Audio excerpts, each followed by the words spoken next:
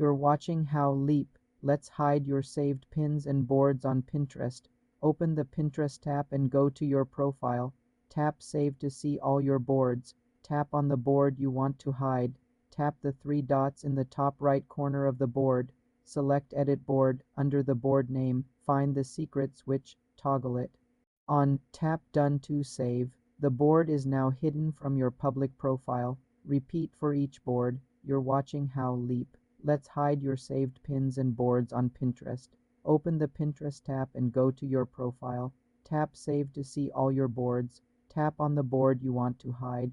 Tap the three dots in the top right corner of the board. Select Edit Board. Under the board name, find the secret switch, toggle it on. Tap Done to save. The board is now hidden from your public profile. Repeat for each board. To hide all new saves automatically, go to your profile settings, tap Privacy and Data, and toggle Keep your profile private on. For more simple tech tutorials, subscribe to the channel.